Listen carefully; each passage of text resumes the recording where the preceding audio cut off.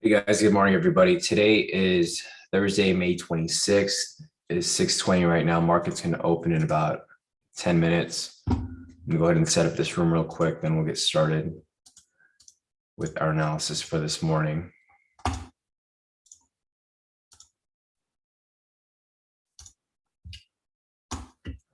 few more things here to update real quick. Then we should be good to go.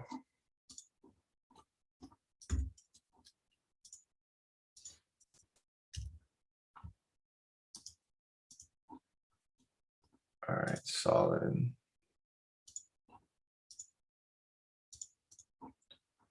Looks good. Looks good. All right, let me get this link sent out to you guys here in the premium.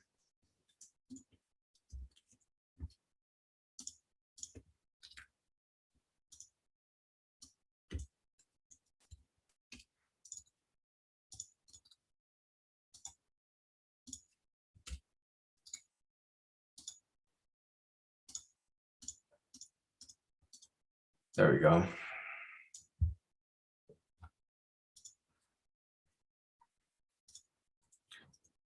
All right, people are going to start making their way in right now.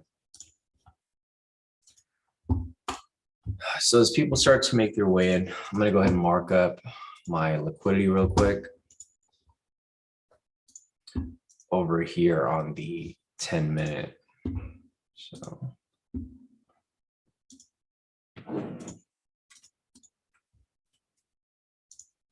let's see, go from the daily, then make my way down.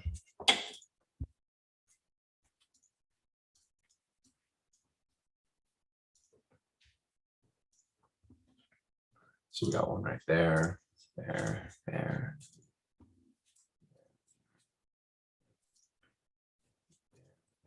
Put on the daily. Nothing here on the 4.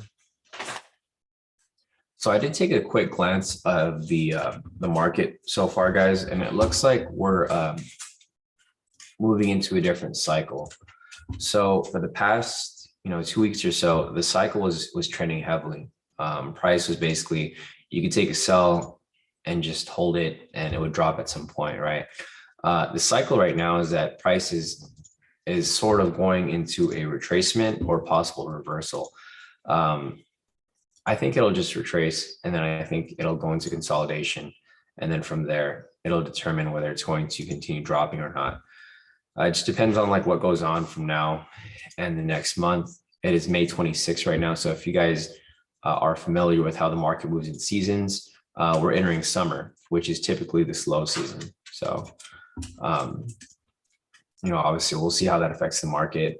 It doesn't really affect us at all because we can still trade in whatever conditions the market is in. So if we do go to summer and then it's slow, we'll just take small scalps with smaller TPs. It doesn't really make a huge difference for us.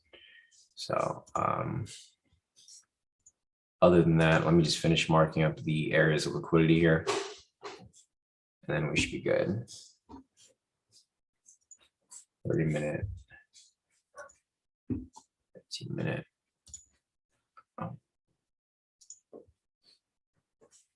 Looks like there's still liquidity here on the bottom, and it's just not as much. And the 10-minute.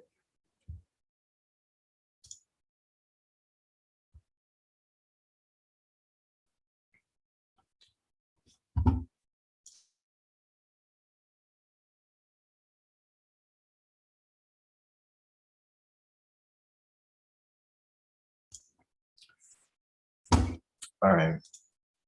So looking over here on the 10-minute, you guys can see that there's a lot of liquidity on the bottom right now. So there's liquidity here on the 10. I'll mark up the 1 minute right now, and then we'll get started with our analysis. Looks like half of you guys are in the room right now. So let me check the chat real quick. Morning, Peter. Morning, Marco. Morning, Jez.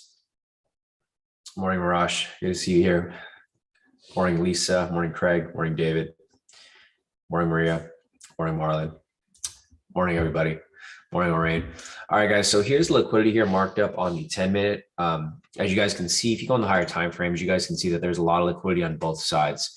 However, for right now specifically, there's some liquidity above here, but there's a lot of liquidity on the bottom end. So I'm going to mark up the 1-minute time frame now real quick, and then we will get started with our analysis of the overall bias. It's 6:25 right now, so the market's going to open in about 5 minutes. It's Thursday, May 26th. So we'll try to wrap this up real quick, and we'll get started with our analysis to kick off the trading session. All right, let's back this up a little bit. Move this over here. All right, so we got liquidity right there, right there, right there, right there, right there. And if you guys are new here, if you guys aren't familiar with how we mark up liquidity, as you guys can see, it's not that difficult. Literally, we're just drawing lines at the high-low using the K2 high-low indicator. And this is why it's important that you guys have the indicators, because it takes out the guesswork. I mean, you literally just let the indicator do all the work for you, and you pretty much draw lines where the high lows are to identify where liquidity is sitting. So we got that marked up there, 15-minute over here. Right there, 10-minute. Let's go there, 5-minute.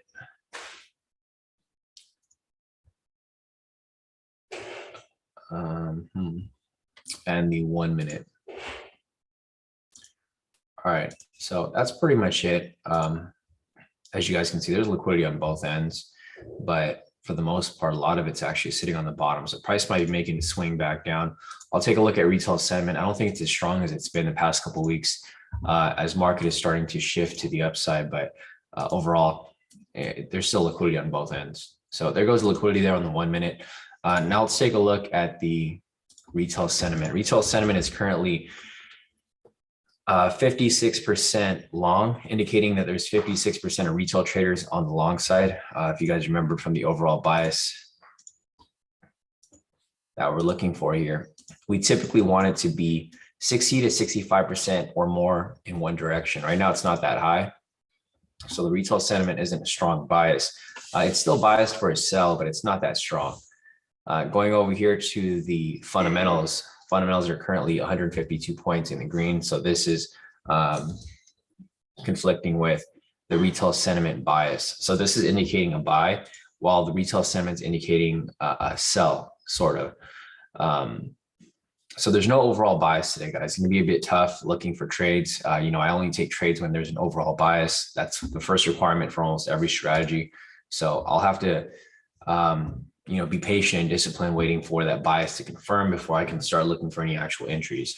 I will identify entries, and obviously, if they're not quality entries, I'll let you guys know. But overall, there's not really going to be very many quality entries because there's no overall bias for us to confirm. So with that said, I think that's about it for right here. I'm going to mark up the news real quick. I know there's news at 5:30 today, I believe. Yeah, there was news at 5:30 and then 7 o'clock, 5:30, 7:30. So let me just mark that up real quick over here. We had news over here at 5:30.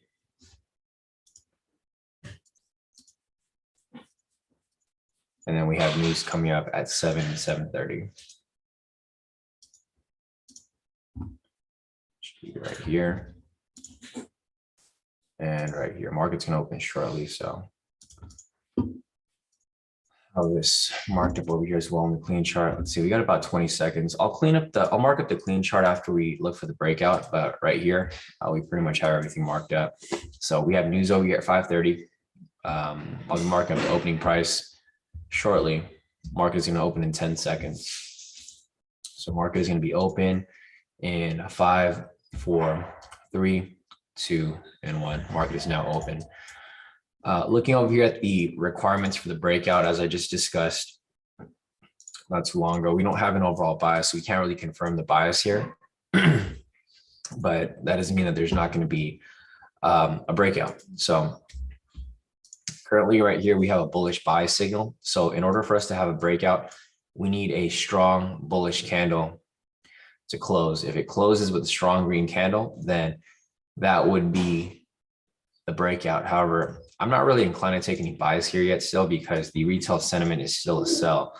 So retail sentiment over here is still 56% long. I'm not really looking to trade in the direction of the majority. And you'll see that you'll probably see that there's a lot of back and forth movement because there's no overall bias. So we'll confirm it, and then from there we'll go and determine, which direction we plan on trading in.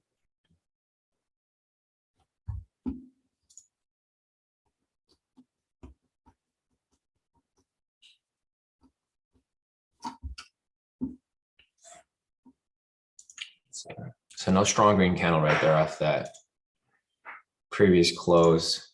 I'm going to mark this up as opening price. You can see price hitting liquidity right here, just bouncing right off it.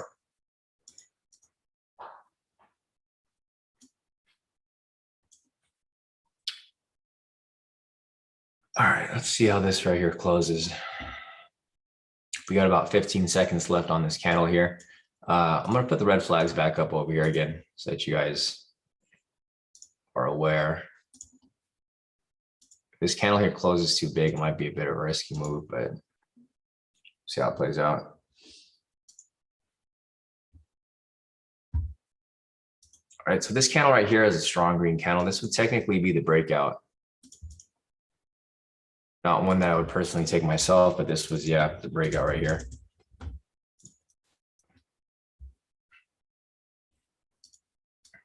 The reason I wouldn't take it is because I can't confirm the overall bias. So if you guys are in it, I do recommend that you guys move your stop loss in profit or close out when you are satisfied with whatever profit you guys reach. You can see right here, it's rejecting directly off the liquidity right here, and then it's coming back down. There's just no clear direction in the market today, so I wouldn't take it because it hasn't fit my requirements. But technically, yes, this would be the breakout if you guys are wondering. Looking at the requirements, you look for entry after 6:30 a.m. when market opens. 2, you want to confirm the overall bias. We can't confirm that. Retail sentiment is a sell. Fundamentals is a buy. Technical bias is also a buy. So there's a big conflict between 3 of the biases here. 3rd, you want to confirm the direction of momentum. We have a buy signal right here, so momentum is going to the upside. 4, you want to confirm a strong candle in the direction of momentum. You need a green candle with minimal wick on the top for a buy. This was a big green candle right here with little wick on top, so that would confirm that requirement. And you would enter on the close of the strong candle, which would be right there. One big red flag here would be the size of this candle. As you can see, candle prior to entry is too large. This candle here is pretty big, so you probably want to wait for it to pull back and then retrace and then shoot back up. That'd be one way of entering. And right here, if you did that, you would have been back into the trade. So there goes the buy there for the breakout. I'm not in the position, so I'm just gonna wait for the next entry to come up. I'm only taking trades that I believe are high quality. I don't think this is a high quality trade, mainly because there's no overall bias. So you guys are probably saw me discuss in the chat. People always ask the same question. They ask me if I would take a trade or not, and my answer is always the same. Was there an overall bias? If there wasn't, then no, I wouldn't take a trade. So just keep that in mind. So for this strategy right here for the breakout, this is optional, right? But if you're applying one of the variations, it's actually required. So if you guys don't have that overall bias, you can't apply any of the variations. I keep getting questions from people asking me like, hey, why did the trade not work? And I'm like, did you look at the requirements? The first requirement wasn't met. So if it wasn't met, there's no entry there. So just keep that in mind, guys. Any of the variations that you guys apply, you need an overall bias. So there goes the breakout pushes up higher. It's probably gonna hit TP, not in the position, but there you go, full TP off that.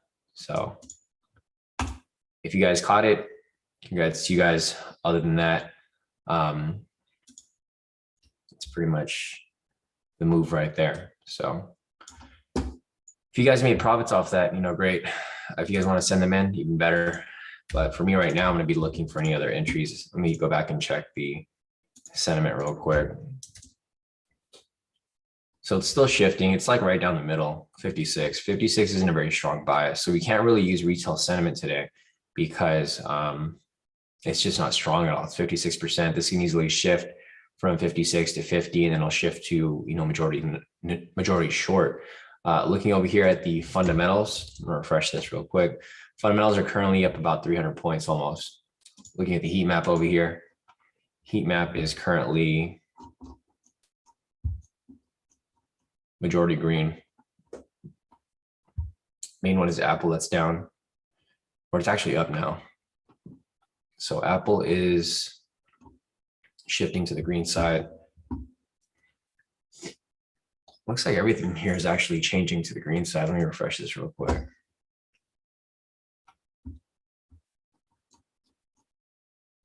No, Steven. Hey, Steven, I'm like curious, are you listening to my analysis?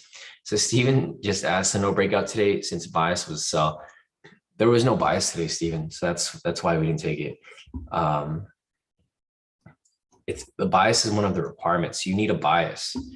So I'm not sure if you're like listening to my analysis, but I kind of broke it down for you a little while ago. If you want to go on, I think what you should do, Steven, is you should go back and rewatch these live sessions, because I feel like you have a really big confusion with what the bias is.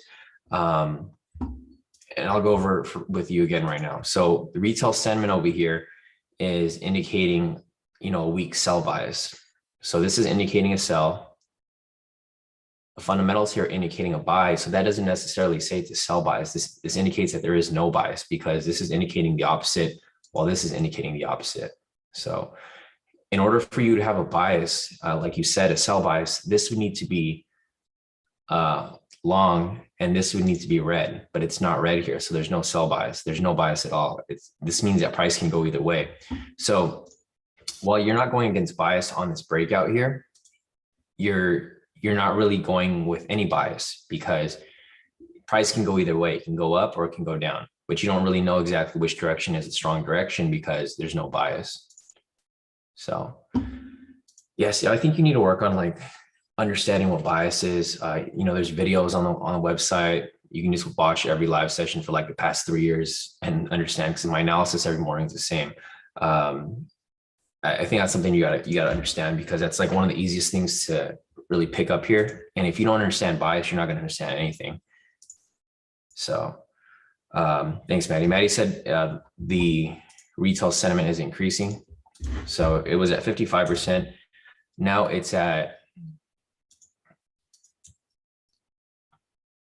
57%, I believe. Yeah, 57, 56. So it looks like a lot of people are starting to bandwagon on these buys here, which is completely fine, because when price comes back down, I'll be anticipating that drop back lower. I don't recommend anyone chase this. Price is kind of overextended at this period. There's also, let me see if there's any other liquidity above here.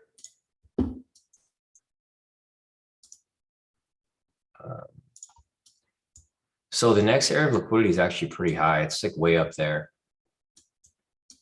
So if price doesn't continue pushing up higher, which I don't think it's going to push up very much higher. So as you can see right here on the 10-minute, you can see that liquidity was actually hit. Liquidity was hit right there. Now it's pushing up to, possibly the next level over here. The next area of liquidity is going to be like way up here. But one thing that I would be paying attention to would be the swing back down, because there's a lot of liquidity on the bottom side as well. So I'm not going to chase this buy here, guys, until the retail sentiment has shifted. So retail sentiment is still indicating a sell, while fundamentals are indicating a buy. This can easily shift. You guys know that the fundamentals will change like within a matter of minutes, hours, moments, etc. This can easily just shift back to the red side. The main thing right here that I'm looking for is I won't be looking for any buys until this shifts, opposite. If this becomes 55% short. But I don't really think that's going to happen because a lot of people keep trying to buy the dip, and I think price is going to continue dipping. So if you go over here to the, it's easier to see on the 1 hour. So looking here on the 1 hour, you can see prices pushing up because people are trying to buy the dip, right? I'll go on the higher time frame, like the 4 hour. Realistically, price is still dropping. So if you draw like a channel here,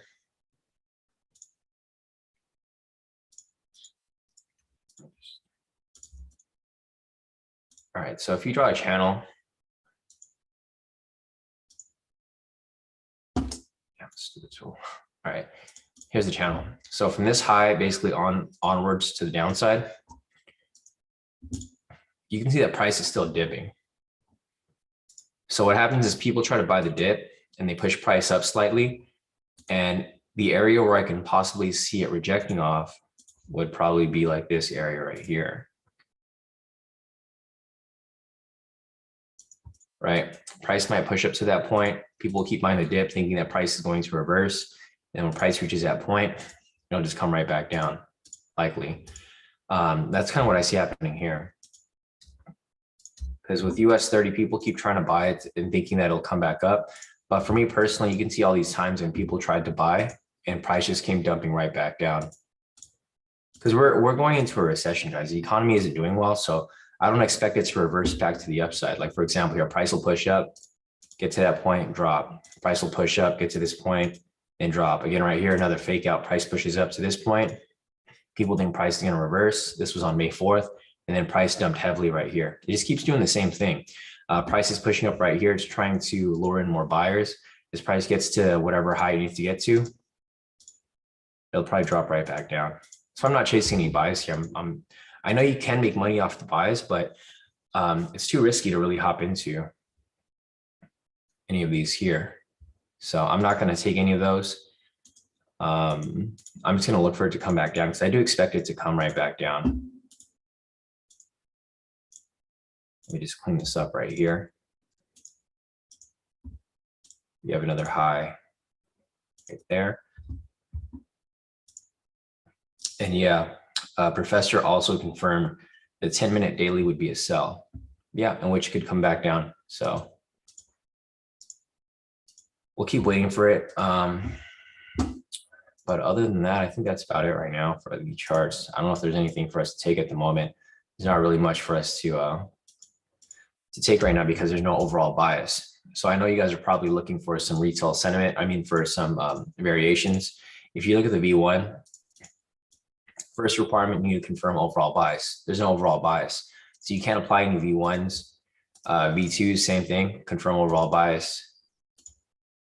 V3, confirm overall bias. So basically all the strategies here require that you confirm the overall bias. Until you can confirm it, there's not going to be anything for you guys to take officially. If you guys want to take it, you guys are more than welcome to take whatever entries you guys like. But if you guys are following the strategies properly, you're not going to find anything for the variations on the 1 minute or for any time frame for at that. Price is pushing up higher, as I mentioned earlier. The next area for it to reach would be this area of liquidity right here. So price may push up higher and then eventually just might make its way back down. But I do think it's going to come down eventually. Let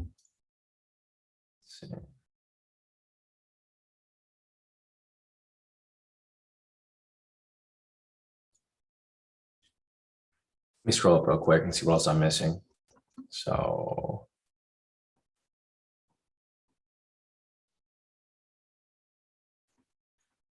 back to the breakout from earlier. Sorry, Professor, I'm just seeing your message. So Professor's asking, you don't think that wick was too big? On the 1 minute, no, because what you're doing is you're comparing the wick to the body of the candle. So let me go back to that entry from earlier. So here's how you can confirm whether the wick is too big or not, Professor. You measure the body of the candle, which right here was about like almost 500 pips, and then you measure the wick. It was like 100 pips, right? If the wick isn't like say a quarter of the body, then it's fine because it's not really outweighing it, right? I think what you might be seeing is that, you know, if you see a wick that's kind of long, Of course, this wick can be long because this body's way bigger. If you saw a wick this long on this body of a candle, then yeah, it's going to be way too long because it can cover the entire candle, right? So if you compare this, like here's a smaller candle, right? I just want to use a comparison here. Here's a smaller candle, which is about 80 pips, right? The body right here is like 20 pips. So this is like getting close to the same amount as this one right here. So it just looks bigger because the candle is bigger, but that's how you would compare it. You look at the body of the candle and you compare it to the actual wick. That's how you determine if it's too big or not. It's subjective, but you know, the more and more that you identify it, the easier it'll be for you to point it out. There's a possible V3 right here, but it's not one that we would take, unfortunately, because there's no overall bias. So I do see that V3 there that some people might be looking at, but the requirements aren't met. So as I mentioned, I know there's a lot of you guys here who take these entries and you guys ignore the first requirement, which is completely fine, right? You guys can do that if you want, but if you guys lose a trade at like, you know, at least like understand and realize that you lost a trade because you didn't follow the strategy properly. There's a reason why these requirements are in place. They're in place for you to follow them. So if you guys want to follow them, great. You're probably gonna have a really high win rate. You're probably not gonna lose too many trades. But if you guys ignore some of the requirements, you know, understand that you guys went off track with the strategies here. I know a lot of people get impatient and they want to hop into trades right away, but if you guys skip steps, you're not following the strategy. You're following the strategy partially. And I know that like the strategies still hit a lot of times if you skip a couple steps, but these requirements were set in place to provide a high quality entry. So it's really up to you guys, however you guys want to apply it. I provided the requirements here. I provided the tools. I provided the analysis, but it's really up to you guys to follow it. Other than that, let's see. I don't think there's really anything else here. Let me scroll up real quick and see if I missed anything. Peter said there was positive news earlier regarding unemployment claims, core retail sales. Yeah, thanks, Peter. I marked it up early. I didn't look at it, but yeah, so we had core retail sales. Oh, this was for Canada, actually, Peter. This would affect you since you're out there. But for US, we had unemployment claims, prelim GDP, and then prelim GDP price index. So basically these three right here. From the US, unemployment is down and the prelim GDP is low, which is what we were expecting anyways. We're going through a recession, so I was expecting it to be negative. Later today, we have pending home sales, which I think is going to be negative as well. And then we have natural gas storage at 7:30. So we have all that stuff right there pretty much marked up. I'm going to go here to the clean chart. I'm going to mark them up over here as well, along with the upcoming news. So I'm just going to use the 1 minute over here for the clean chart. So it's easier for us to see and easier for us to follow.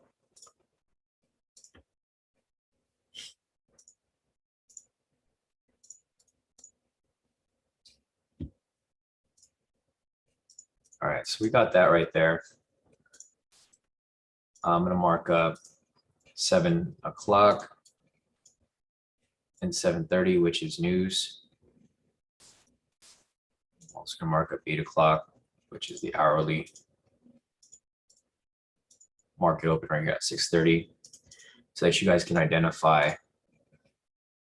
the market movements for the day so far. We had news again right here at 5:30.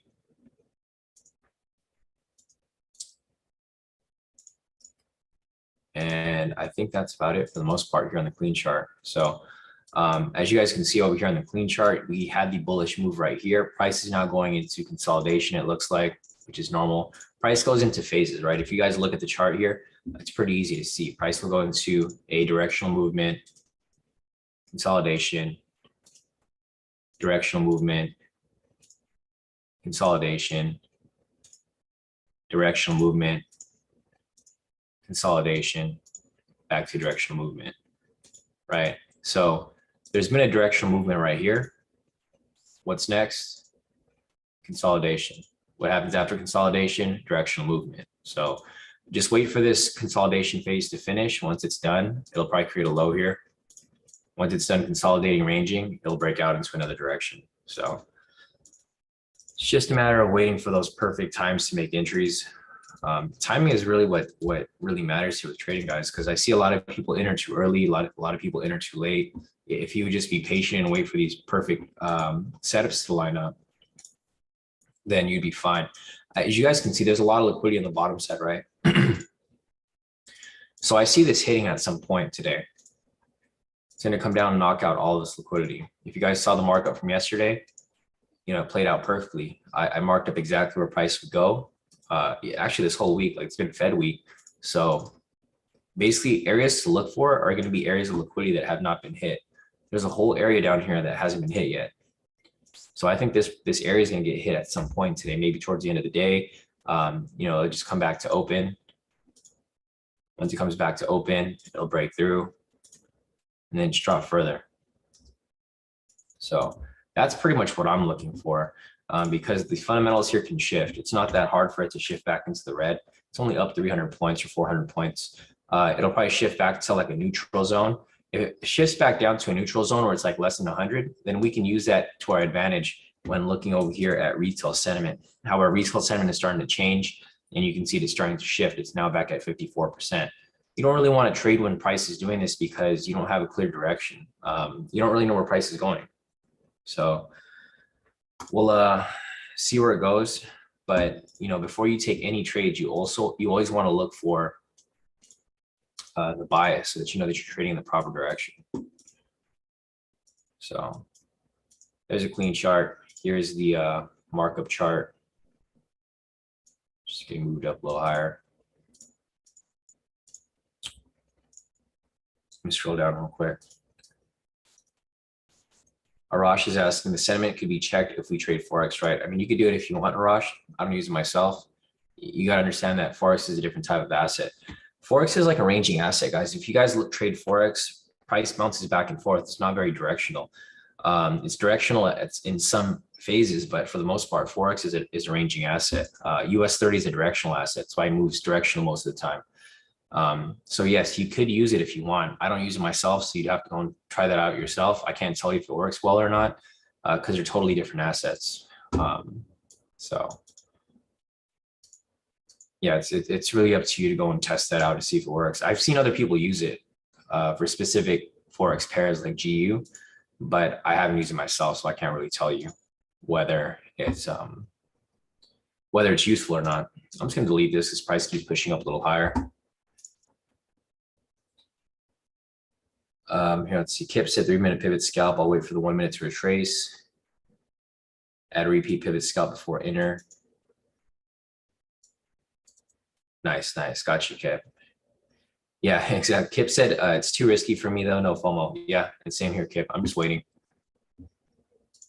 for the perfect opportunity to enter these trades. Price is like super overextended here. As you can see, price pushed up super high from open. So I do expect it to come back down at some point. Back to the opening price or somewhere near it. So I wouldn't really recommend anyone taking any buys here because I do think price can come back down. Nice, Maddie caught that V3. Matthew said, I forgot, is a daily not allowed on opening candle? Yeah, it's not, Matthew. You have to wait for the next one. So yeah, this is the opening candle right here. So Matthew's asking about the daily entry. You can't take it on the opening candle, but you could take it any one following that. So looks like the daily is going to be a sell as long as a valid sell signal comes up. You look for entry after New York Stock Exchange open at 6:30. You confirm the overall bias. Again, we can't confirm the overall bias. Yesterday, if you guys followed the daily entry, actually played out pretty nice. So here's the daily entry from yesterday. It was at same situation right here, 6:30. We mark up 6:30. I'll just show you guys the the daily entry from yesterday, which is right here. So basically, same strategy yesterday. You look for entry after 6:30 a.m. This is 6:30 a.m. Market open. You look for the first, confirm the overall bias. The bias yesterday was a sell. That's why we were taking sells yesterday. Confirm the first valid K2 momentum signal. We have a sell signal right here. You'd have entered that for a short. TP stop loss is 1,500 pips. You'll let this run. And there you go, full TP. Right there. So that would be the daily strategy. Same thing again today. That's kind of what I see happening. You can see how price pushed up and then it came back down, right? That's exactly what I see happening here. I see price pushing up. It's actually like the same exact setup. You can see how price pushed up right here. Then as soon as we got that sell signal, it came right back down to full TP. It's kind of what I see happening right here. Price is pushing up. Once it's been overextended, like it was right here, super overextended, we get that sell signal and it comes right back down. So that's kind of what I'm looking for here as well for the daily entry. I know I don't apply this as much anymore because the market has been, a bit choppy, but yesterday was pretty smooth, straight to TP. Let me scroll down further and see what else we have here. And as you guys can see, it's now creating a range, right? So here's the range. It's starting to establish. So it created this high and it created this low. Now it is ranging sideways, preparing for a breakout.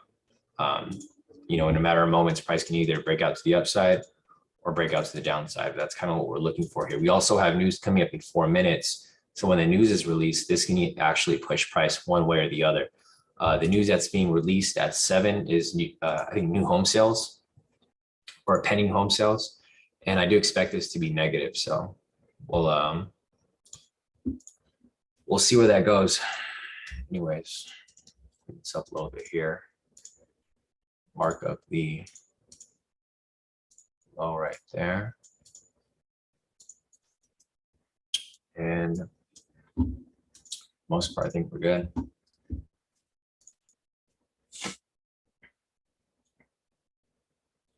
Thanks, Maddie. Yeah, Maddie said it's rejecting off. It's rejecting off his 15-minute supply. So we'll see how that affects the market.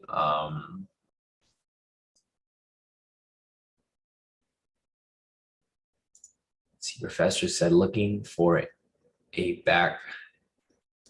Yeah, no, me too, Professor. Professor said he's looking for a back to entry potential trade. If we get a sell signal here on the 10, then yeah, I could probably expect it to come back down. I'll mark up the opening price right here as well on the 10-minute. So measuring current price from the open, it's about 2,200 pips, Professor. So if we get a sell signal here, you can easily catch this right back to open as a daily entry. So I'd probably be looking for that myself too, because I do expect it to come back down. One thing that I want to keep an eye out for is going to be the sentiment here. If this drops lower into like the 50% range, then it's not really going to be a strong drop, right? Because you don't really have a direction anymore. If this becomes 50-50, there's not going to be a bias with regards to retail sentiment because you don't know exactly where the retail traders are. You have half people on the sell side, half people on the buy side. You don't really have a bias with that. So looks like today's probably going to be a dry day for me. I don't know if I'm going to be entering any trades unless I see something that's like really, really good. Probably like a V3 here on the 10. If I see a V3 here, then yeah, possibly I'll probably enter it for maybe either the full move or a partial move. Typically, if we don't have an overall bias, I see a lot of V3s here on the 10-minute that hit both directions. So like, for example, right here, there was one, let me just turn off the sessions because it's not useful right now. Like, for example, right here, there was a V3 that came up right here for a sell. And obviously you can see that it hit full TP. All right. So V3 right here for a sell, full TP. V3 over here for a buy, also full TP. or actually this isn't a V3 for buy, this is like a V1. But that's what I started to notice. Like when the market starts to, well, I didn't just start to notice it. I actually was trading this way. On the 10-minute, if there's no overall bias, sometimes I trade both ways. I even myself, I ignore the requirement here. Not that you guys should ignore it, but it's one thing that I noticed like over the past couple of months, whenever the market doesn't have an overall bias, it tends to hit both directions. Like it tends to hit if you take a buy or a sell. The only time you don't want to trade opposite is when there's an actual bias. But I mean, obviously you can see here that there's no bias. So if you guys want to play around with it, feel free. It's not the way to apply the strategy, but it's just one little different way that I apply entries when the market isn't providing an overall bias. So if I see any entries here, I'll mark it up and I'll show you guys, but I only do it on the 10-minute. I don't do it on the 1 minute. I don't do it on the 5-minute. Anything lower than 10 minutes is not going to work because the movements are just too fast. If you apply them when the movements are you have a bigger time frame, you have more leeway to pretty much survive and just breathe in the trade versus the 1 minute where it typically hits your TP or stop loss right away. So I don't think I'm going to be entering anything on the 1 minute. I'll be looking on the 10 to see if I see anything here with regard to any of the variations. If it looks really good, then I'll take it. If not, then I'll hold off. If you guys look here on when was it, Monday? So let me check the calendar real quick. Monday was the 23rd. I think Monday there was no overall bias. So if you look over here on 23rd, let me just replay it a little bit. So there's no overall bias here on the 23rd. You can see that let's see if there's any entries here that would have hit. Like for example, right here, there was one right here. There was no overall bias because price was going both directions. You could have taken opposite and it still would have hit. We weren't really looking for buys here, but it still would have hit TP right there. And then on the next day, it started to swing in a bias. So just keep that in mind. We'll keep looking, but for the most part, it's not one that I'd recommend. It's just one that you could possibly look at. I still recommend that you follow the requirements as stated. So we'll see where this goes. Anyways, price is pushing up to that area that I marked up earlier. So that same circle that I drew here on the 10. Price is pushing up to that point. This is like the last area of liquidity. When price reaches this point, then maybe this will be the time when it comes back down. But I don't even know if it'll reach that point entirely. 1 minute over here, still pushing in between this high and this low. Let me just adjust this a little bit.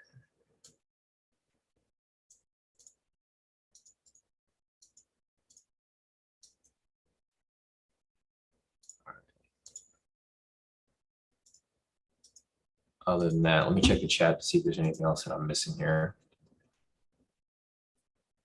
I just saw your message, Rick. See if there's anything else right here.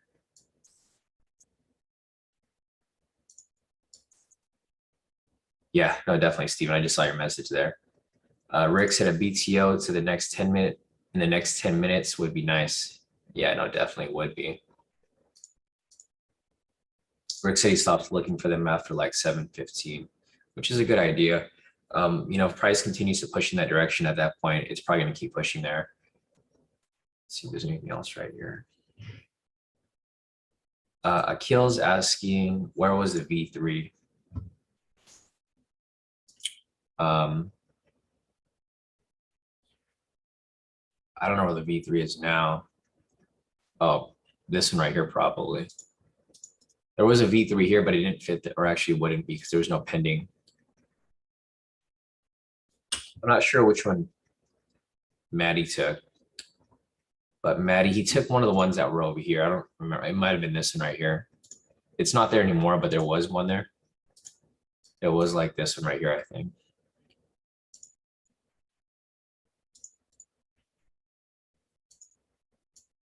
Not one that I would recommend anybody take, but there was technically one right there because there's no bias. So like, as I mentioned earlier, if there was a bias for a sell, then yeah, this would be an entry for a V3, but there is none. There's no overall bias, so you wouldn't be able to take this trade. Yeah, that looks like the one that Maddie would have taken, or if he did take it, I'm not sure. Might have been that one.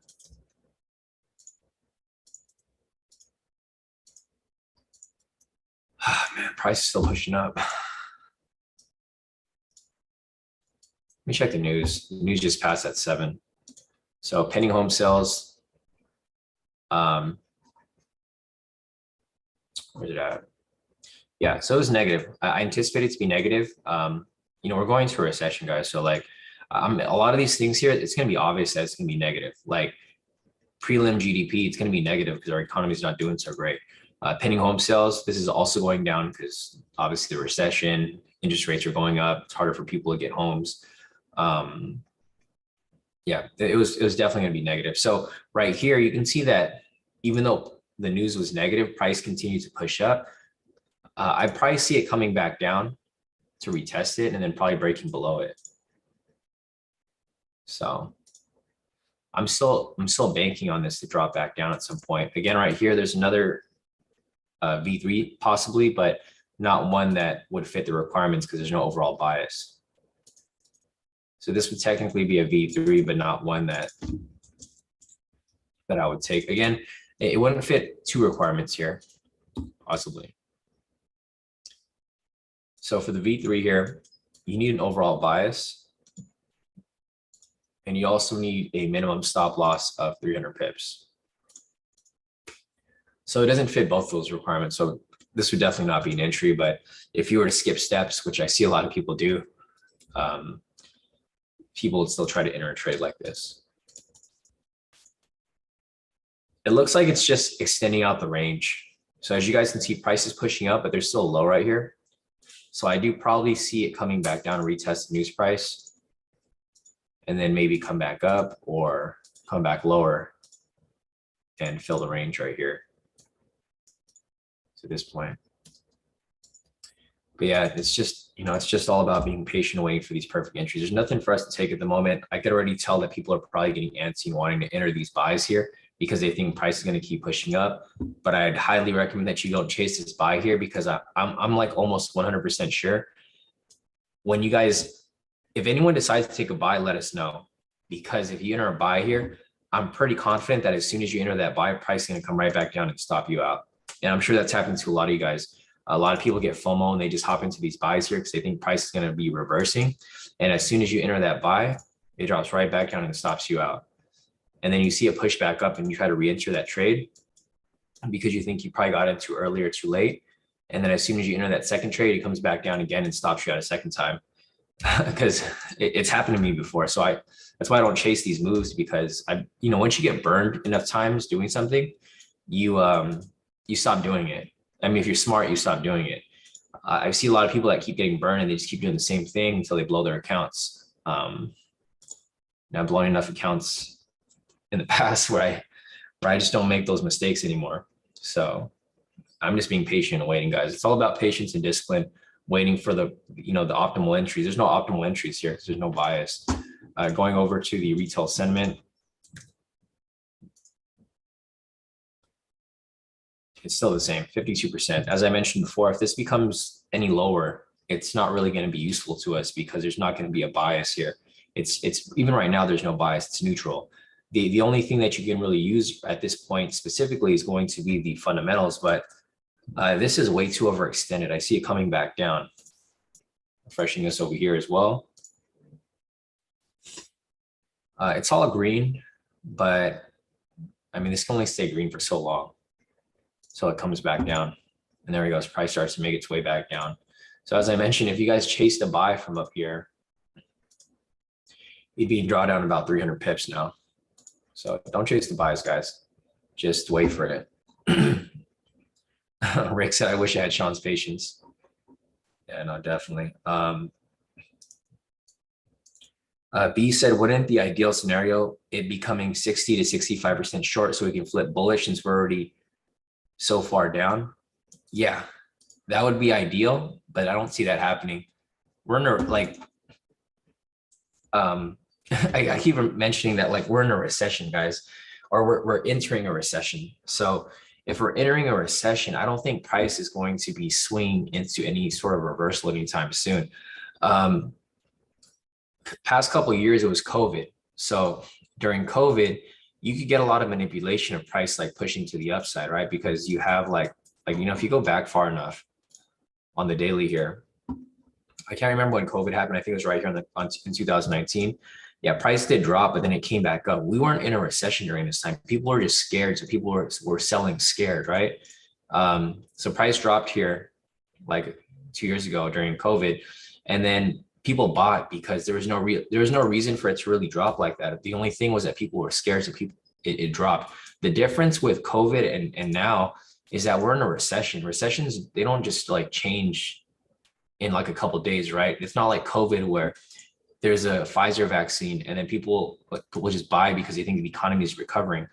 For a recession, the economy doesn't recover like within a couple of days, couple of weeks, couple of months. It's going to take years, or at least a year, for the market to really recover. So that's why I'm not really changing my bias to a buy. But yeah, just like B said, that'd be ideal. I don't necessarily think that's going to happen, but yeah, that would be ideal if it does swing that high. So it might swing that high for like a short period, maybe like for a month or so, but then I don't think it's going to hold. I think it's going to come right back down. You can see over here on the higher time frame, price is reaching that price point that I marked up. We'll see what happens when price reaches that point. Same on the 10-minute over here.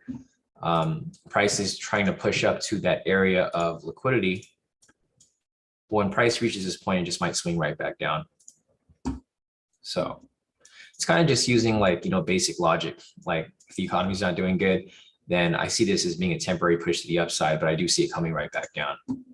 It's, just putting two and two together. Until we get out of this recession, the economy is back to normal, then I could probably see it happening, but at the moment, not so much. Other than that, price is back into the range. You can see price did exactly what we anticipated, right? So I mentioned over here that price was up here. It'll probably come back and retest the news price, which it did. And then I said price will either bounce back up to retest the high, or it'll come back down and retest the low down here. So two different scenarios, but it came in, it rejected exactly off the news price right there, that pink line. We draw the news price here for a specific reason. I don't just draw it just to draw pink lines on the chart for you guys. I draw it because it's a structure that's been created based off the news that was released over here. So we'll see whatever we have next. Let me scroll down further and see what else I'm missing.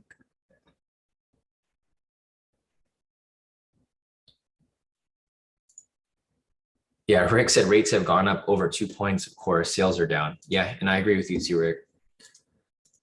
So I'm kind of holding off on the whole home buying process right now as well, waiting for these house prices to drop, which I do think they're going to drop like into the summer.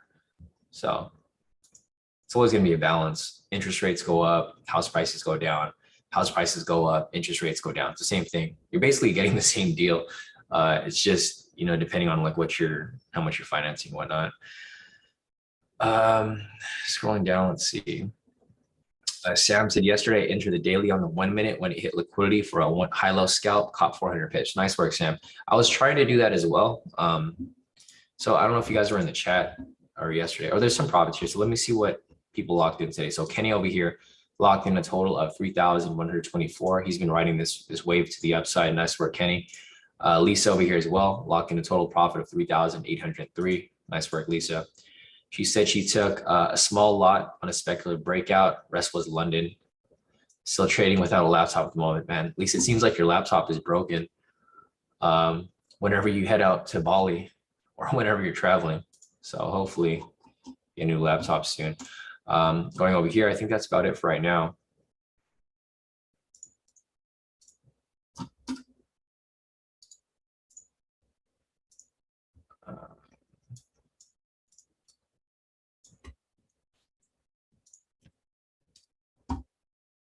See Maddie over here, he said penny trades on the last account. So his first account here, he took the sell earlier for that V3, locked in a total profit of 917. Nice work, Maddie. His second account over here locked in a total of 1,140. And then his third account over here, just a penny trade. Looks like you just did that to pass the days off that challenge. Melzon over here, he took the breakout earlier, made a profit of 967. Nice work, Melzon. His second account, he locked in a total of 890. So nice work right there, Melzon. He took the breakout earlier this morning for the buy. I didn't take the trade. I did mark it up for you guys, but I didn't take it myself. Hugo over here as well. Damn, nice work, Hugo. Hugo over here took the breakout this morning as well. You can see the timestamp.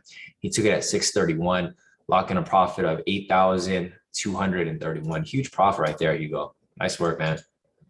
I'm glad to see a lot of you guys here still trusting the strategies, even though like I give you guys as much warning as possible. You guys still did pretty solid. Deswell over here as well. He took the buys here. You can see the timestamp. He took it out 6:31, 6:32, and 6:33. Total profit of 1,928.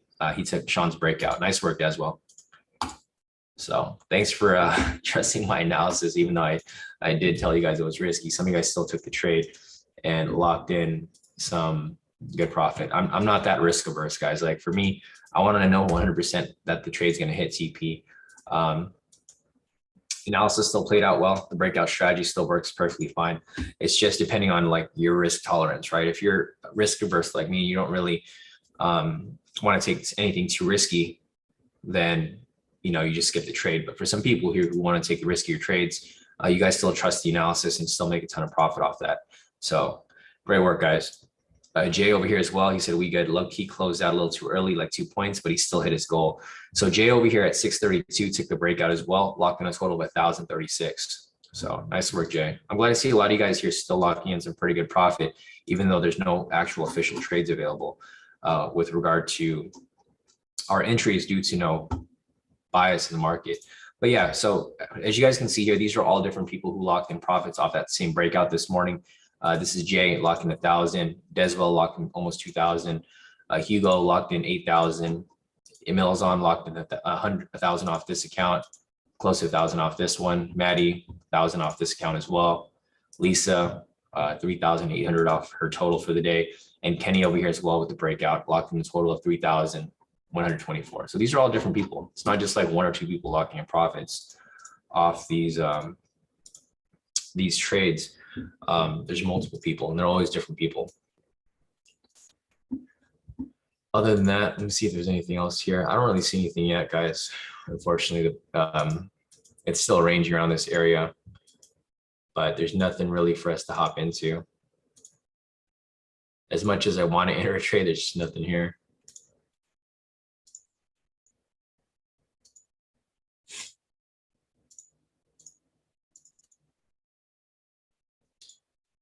All right, so there's a clean chart.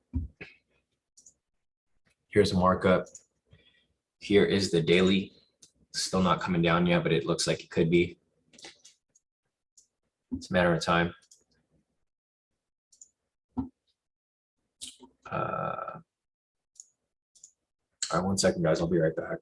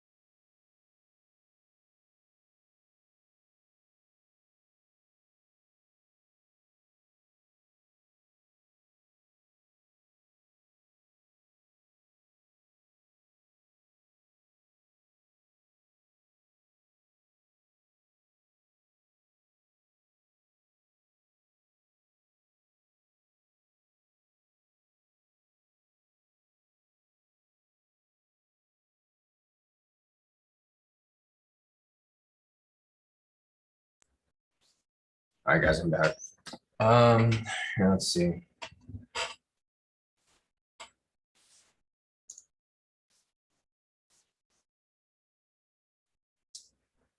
B's asking if we're going into a recession, wouldn't retail hop on shorts? So price will keep going up.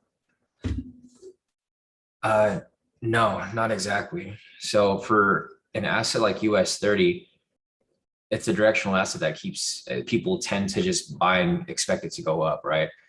People aren't going to sell US30 because US30 is a compilation of the top 30 stocks. So I mean, you wouldn't really bet against the top 30 stocks, right? If you're trading, if you're investing in an index that is supposed to be bullish. So that's why people wouldn't necessarily like we're selling it, but we're selling it short term. We're not like selling it and hoping that it'll just keep dumping, right? We're just selling it because for that time period we expect it to go down.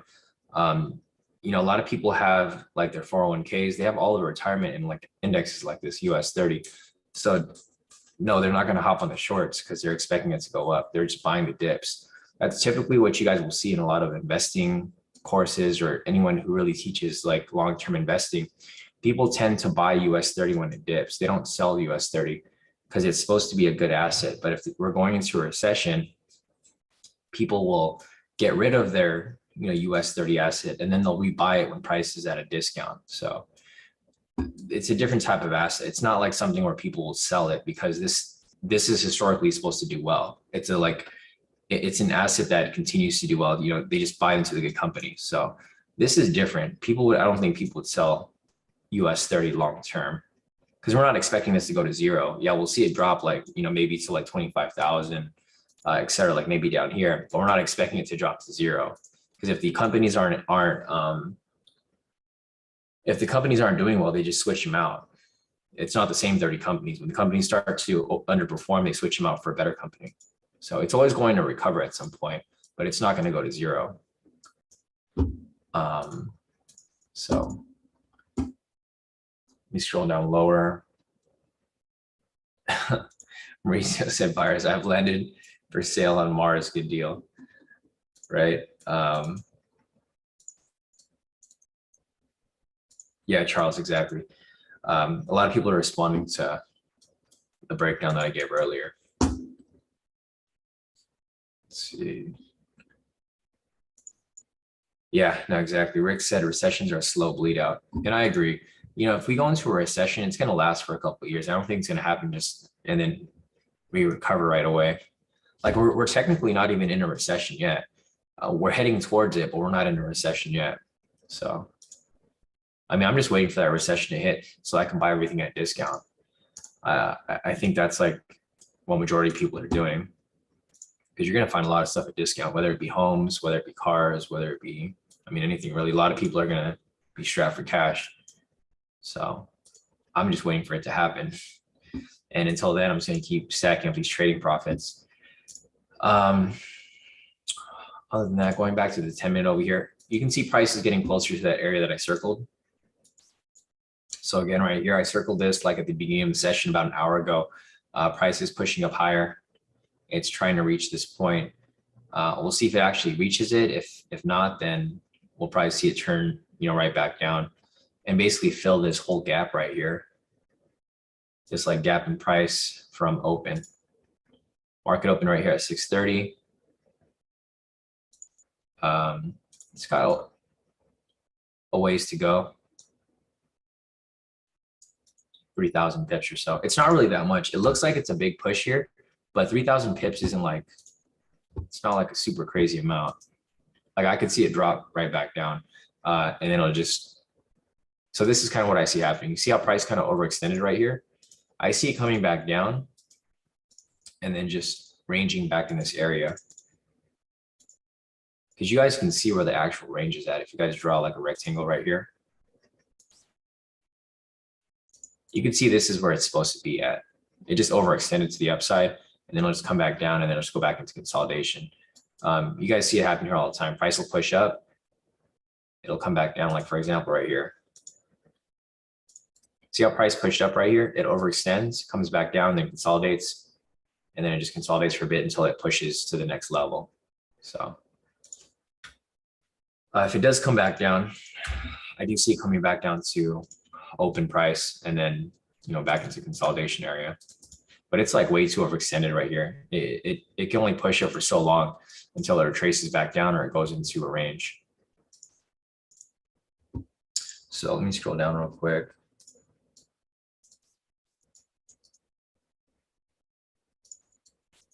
Professor's asking, what is the cutoff time for the 10-minute daily? Cutoff time for that is going to be at about 9 a.m. I've seen it, like I've seen other people push until like 9:30. So I mean, if you want to push farther out, I think 9:30 would be the very last moment for you to enter the trade, because that's when you get into the mid-market reversal territory. You don't want to get caught into a trade and price is going to reverse. That's why typically you want to take it around 9, so that if it starts reversing around 10 or 11, you'll probably be out of the trade already. It'll probably hit your TP at that point. So the cutoff is going to be 9 o'clock.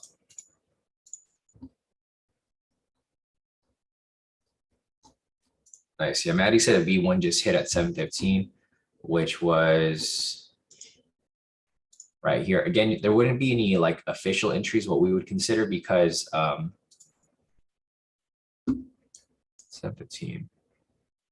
Let's see. I don't see it on my side, Maddie.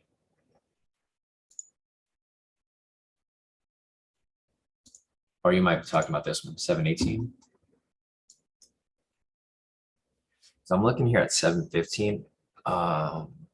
These are both green candles, and they wouldn't be a double body. Double green.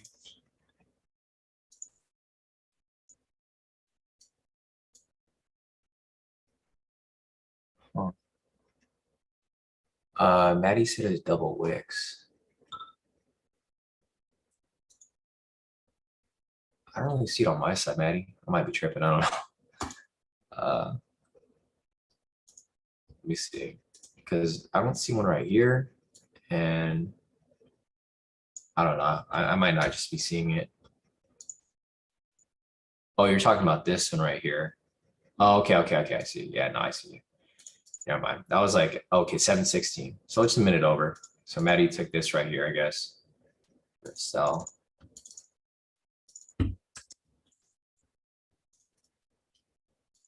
Oh yeah, I see it. There you go. Yeah, so that's one that Maddie took. Again, guys, I'm not taking any trades here because it is risky. Even Maddie confirmed it himself. He said he didn't take it. Okay. Yeah, he didn't take it, but it is risky. The main reason for the risk here, guys, is, as I just mentioned earlier, it's the there's no bias. You guys want to make sure that you take quality trades. If there's no bias, there's not going to be quality trades, because the thing is, price can go either way. It can go up or it can go down. So just refresh this right here.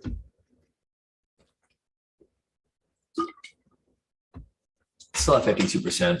So there isn't even a bias here for retail sentiment. Even if we wanted to look for a sell, like for the daily here, I probably wouldn't even take it, because we don't have a bias for that. Even though we are looking for a sell here, possibly, it still wouldn't satisfy the requirements here for the bias at all, because you're technically going against the bias. Because if you're looking for a sell right now, fundamentals are the only thing that we can use at the moment, because there's no retail sentiment. It basically indicates a buy. But we're not looking to take any buys because we're expecting this to swing back down. So we'll see. News is coming up again right now at 7:30, which is going to be natural gas storage. So it's all good. I mean, if I don't take any trades today, it's no biggie. It's basically like Monday. So if you guys remember, this whole week has been kind of like back and forth, right? On Monday, I didn't take any trades. So I mean, if you look over here, what day was Monday? Monday was the 23rd. All right. So on the 23rd right here, we had the live session. I didn't take any trades. It was a dry day for me. On the 24th, the next day, there was like a bias in the market. So I took sells here and we did pretty solid, right? We took some pretty solid trades off the breakout, and I made profit off that. Yesterday on the 25th, there was also a bias, so we took sells. I made some pretty solid profit. Today is kind of a dry day. There's no bias, so I'm not really looking for anything in particular. So if I don't have any trades today, it's completely fine. We still have one more day trading tomorrow. Hopefully there will be a bias by tomorrow. But one thing that you guys have to have is like discipline to know when not to trade. Because you don't have to take every single trade, guys. Like I feel like everyone kind of gets impatient, and it really kicks in when, you know, the trading addiction really takes over. That's the main problem with a lot of people. A lot of people have a trading addiction, and you guys don't want to believe it. Trading addiction is real. Like where you just want to take a trade even if there's nothing on the market. Like you just feel like you need to take at least one trade a day. That's where your trade psychology gets all messed up because you don't have to trade every day. Like there's days where I don't trade and it's fine because I don't have any losses. So I can go into that day happy. and then the next day, I'll stack up some wins and then I'm just even happier at that point. Yeah, exactly. Alexander said 100%. All right, so news was positive. Thanks, Peter, for confirming that. So looking at the news right now, natural gas storage news was positive. So when this candle here closes, I'll mark it up as news price. Looks like price maybe might be finally making its way back down, or to some extent. All right, so there's news price right there. Mark it up over here as well. And I can't wait for this spring weather to be over with. I got so many allergies. I feel like I've had this cold or like this stuffy nose for like the past 5 months now. It's annoying. It's hard for me to talk here on the live when my nose keeps getting stuffed up.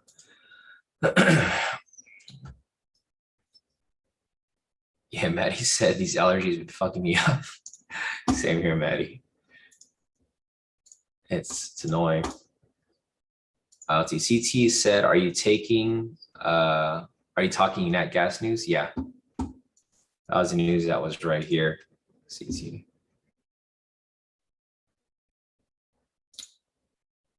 Yeah. So they were forecasting it to be higher.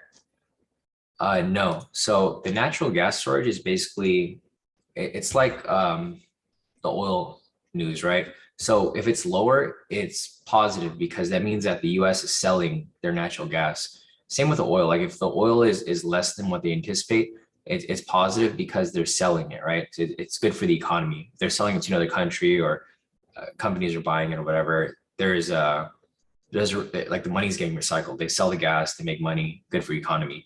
If they're not selling gas and it's actually higher, then that would be negative because companies or countries aren't buying the gas from the US. So it's not good for the economy. So that's why if you look here at like any of the other gas, like crude oil inventories, right? This was, this showed that that they were having a high, like the inventory was up because they weren't selling enough or selling as much crude inventory as they anticipated. So that's why it was negative. It's not good for the economy. People aren't buying the oil. But here for the natural gas storage, it was less. So that means that it's, the storage is less and people are buying it. If that makes sense.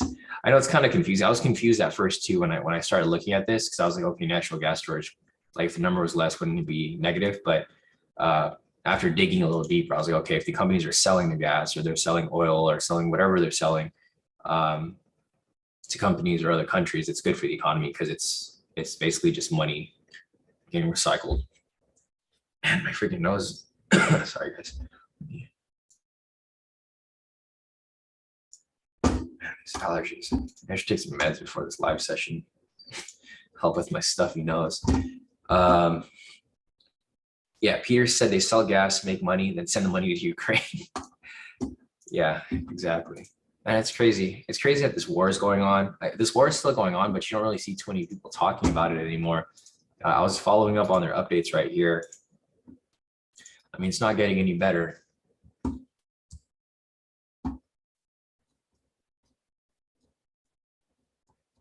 The war is still going on, but I feel like nobody really talks about it anymore, especially because we got that, what's it called, monkeypox coming now. We had COVID, now monkeypox. The war is going on, recession's going on. Man, I don't know what's going on in the world. And also that shooting that happened in Texas, guys, super crazy. Like, I feel like every couple of years or every couple of months, there's like some crazy shooting. I feel like this year there's been a lot. Like every month there's been a crazy shooting at the church, at the grocery store. Man, it's crazy what's going on here in the US. I know a lot of you guys here are not located in the US, but there's a lot of crazy stuff going here in the US, especially with these mass shootings. It's crazy. It's crazy and it's sad.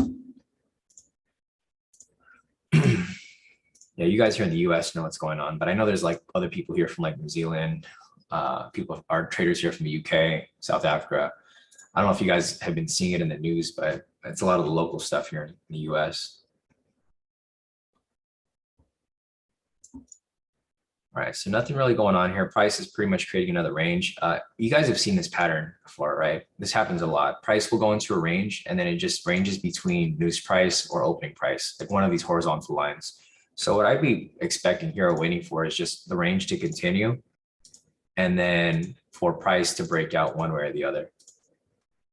But it wouldn't really matter for us because we don't have a bias anyway. So either or, we don't really have anything to take even if we wanted to. So let me just scroll up real quick. Rick said they had a concert during the war. I know, it's crazy. It is sad swelling what's been happening. Peter said the government will be coming after all of your guns soon.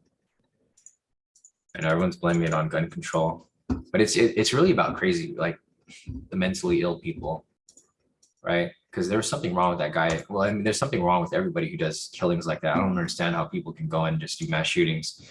It's there has to be something wrong in their head. And I wouldn't blame it specifically on the gun.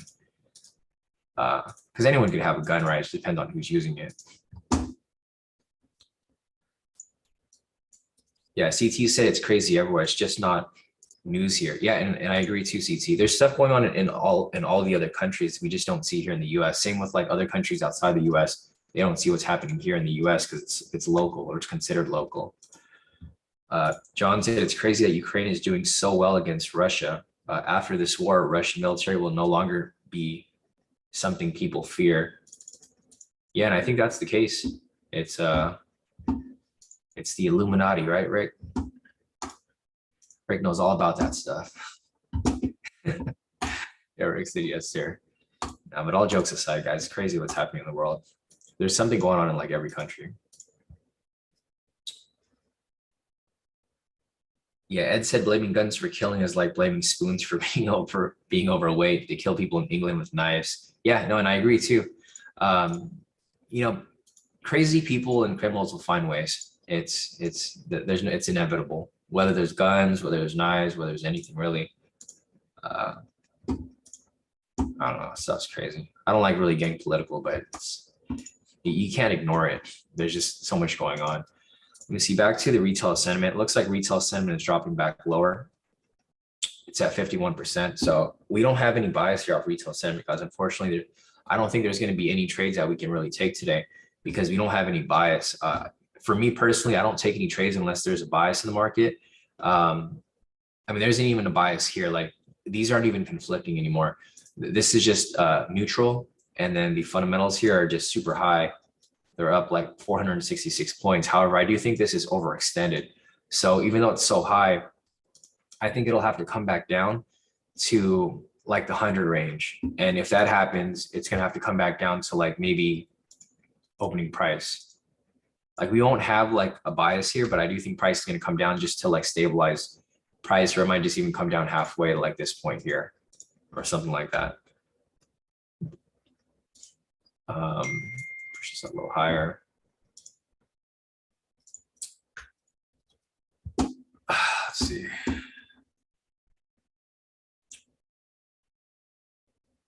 Yeah, no, it's crazy, right? For sure.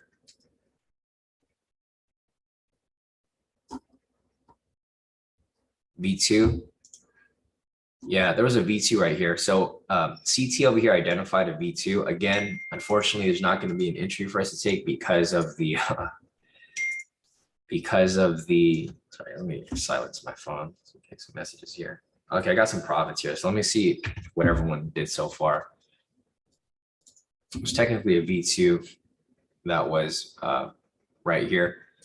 Not necessarily one that I would personally take. I don't really like taking the V2 anymore. I personally would, or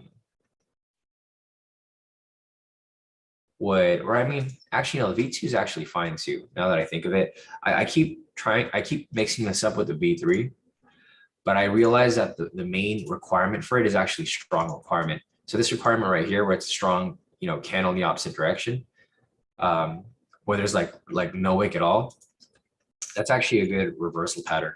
But again, there would be no entry here because even for the V2, you would need the bias, right? Confirm overall bias, which we don't have right now. So unfortunately.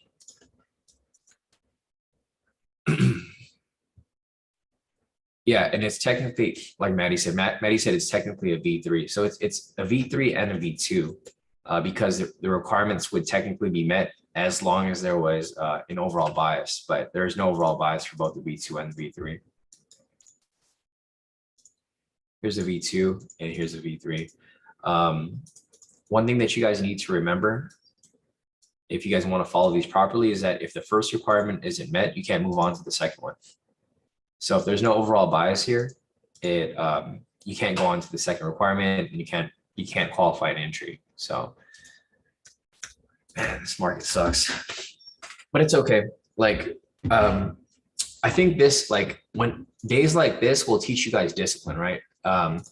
What you guys can do is, so if you guys took any trades today, if you guys lost any trades, you guys will understand, like, that there's a reason for that.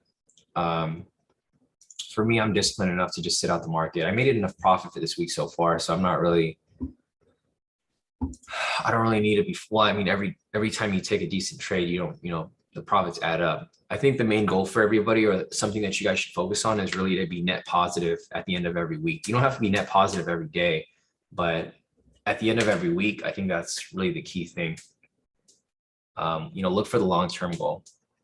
You guys aren't going to be a millionaire by tomorrow. It'll happen eventually, but you guys shouldn't trade like you're trying to be a millionaire by tomorrow or by 12 p.m. right? I see so many people who try to like make so much profit from like the live session from 6:30 to 12.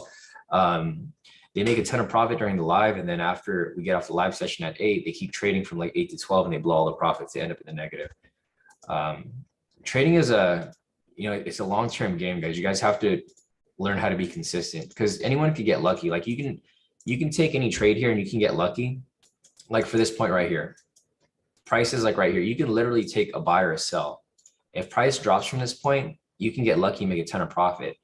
Or if you take a buy here and price goes up, you can make a ton of profit. The real key is to be consistent. Can you do that? Repeat it. Like, can you repeat that tomorrow? Can you repeat that on Monday?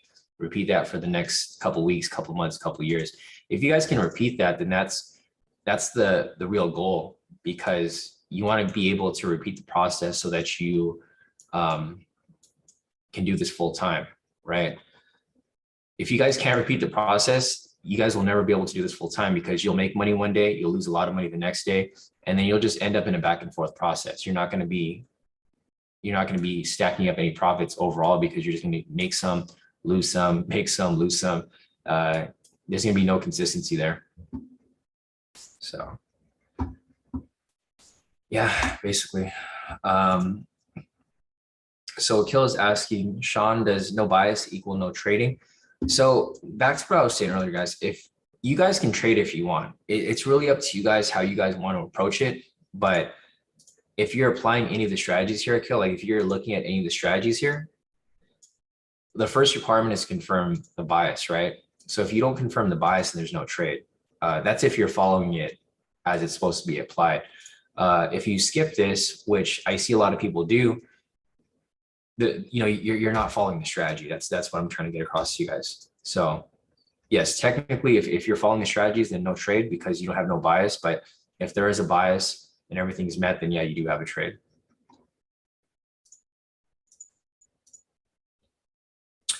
Nice, Maddie. Maddie said he has a 5-year plan, actually ahead of it, and he'll be there soon. Yeah, that's the key, Maddie.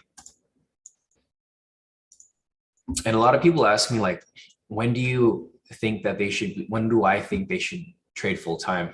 I think if you're consistent for at least a year, where you're making net positive profits monthly, then I think you're probably ready to go full time.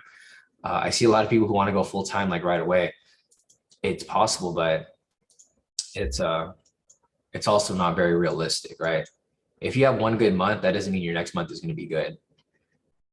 You have to make sure that you have consistent good months where you're net positive or somewhere close to it.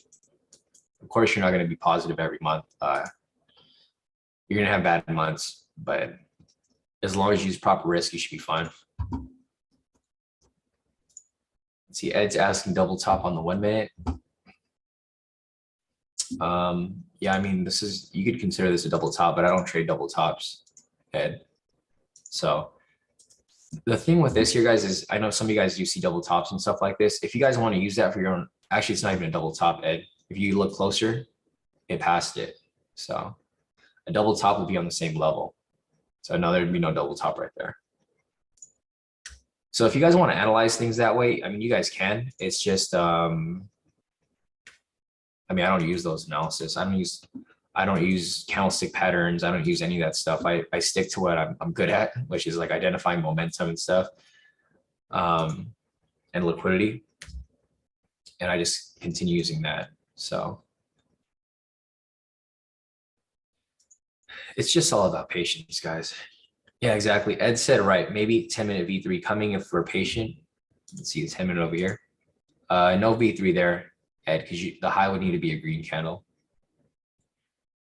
So in order for this to be a V3 for a sell, you would need, first of all, you need to confirm the overall bias. So again, right here, there's no overall bias, so there's no V3, even if you were looking for it. But if you were to ignore this here, then you would still need this to be a green candle, the high.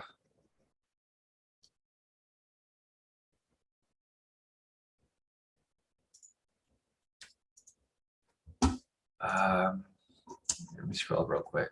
Just want to make sure I didn't miss anything.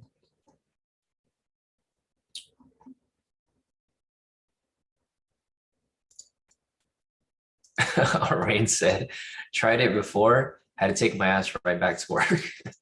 And it happens, guys. You know, there's no need to have too much pride over like trying to go trading full time and then coming back. I see a lot of people who lie about it, right? People will say that they take a break. I hear that excuse all the time. People will like, they'll trade with us here at K2 and then they'll say, oh, I took a break. I know you guys went back to work in your job. There's nothing wrong with that. It happens. Like, I'm sure you guys hear that all the time. You'll be talking to someone who talks like that they know their stuff about trading, and then they'll go missing for like a couple months, and they're like, they come back and like, oh, I had to take a break or I went on vacation. I'm like, bro, you went back to work. Like, you don't have to lie about it. It's a common thing. I've been trading consistently every day, guys. So you guys have seen me here. You know, if you guys can have the discipline to wait for these perfect trades and look for these quality entries, you know, I'd rather not take a trade a day and not lose than have to go back and work. Right. I would rather just be patient and consistent with my profits and handling my losses that I wouldn't have to go back and do something that I don't want to do.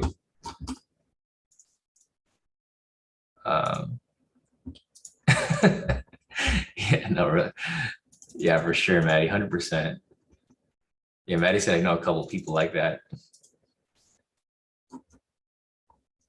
Yeah, me too. Like your BFF,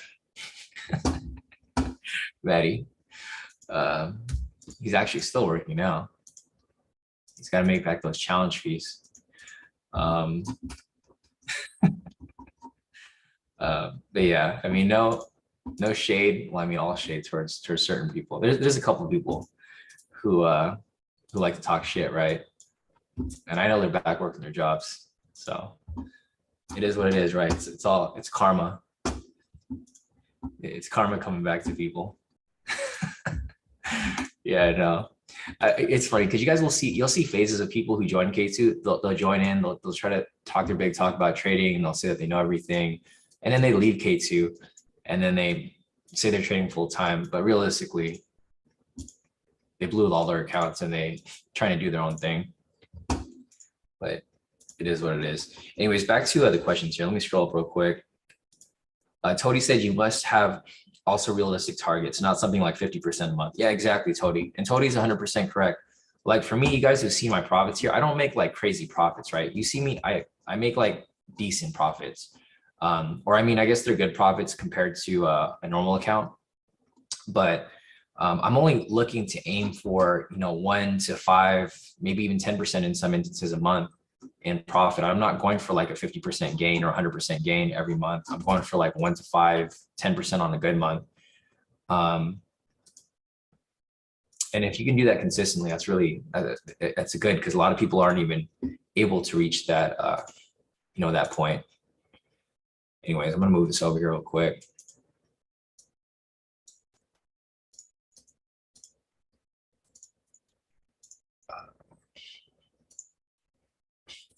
Price is just, my nose is stuff. Hold up, guys, 1 second.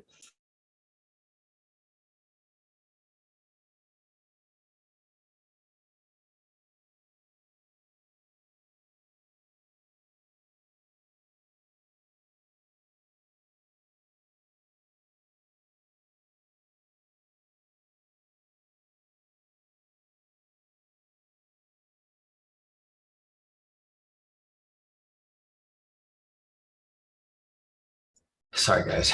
These sinuses are annoying. Anyways, back to what I was saying earlier. Let me scroll down real quick. Swelly's asking, how many years have you been trading every day on live? I've probably been trading every day on live for about 3 years now, or over 3 years, Swelly. Before I would trade live, like the 2 years before that, I would trade live, but I wasn't trading every day. We used to trade on the 4-hour time frame, so I would go live for maybe like two or 3 days a week, but we would be on these charts for like 6 hours. I'd be so tired at the end. Trading US30 live every morning, I've probably been doing it for about 3 years now. Like every day, I haven't missed like one day, or actually I did miss a couple days.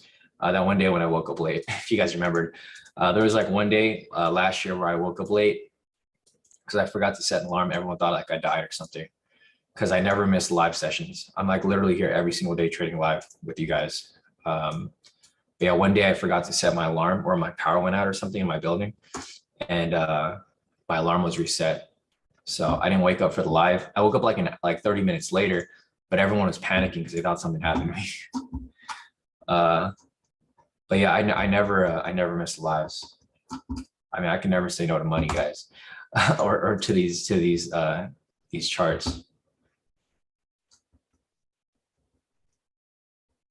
So let me scroll down again real quick, see if I'm missing anything. B's asking, considering the 15-minute V3, pray it's a reversal. So let me go over here to the 15-minute real quick and see what B is talking about. Let me go over here to 15-minute. Yeah, if it comes back down, you have about 7 minutes left on this candle, B. So if it does come back down, possibly reversal back to the downside. I do think it's going to come back down. I mean, if you guys look back on this, I think we were like on the 4-hour. So I drew this earlier this morning. If you guys remember from earlier today, I said price might come up to this point, reject off here, and then come back down. It hasn't reached that point yet, but it's getting closer to it. Here on the 10-minute as well, it hasn't hit that area of liquidity yet, but it's getting close to it. So it might hit this point and come back down.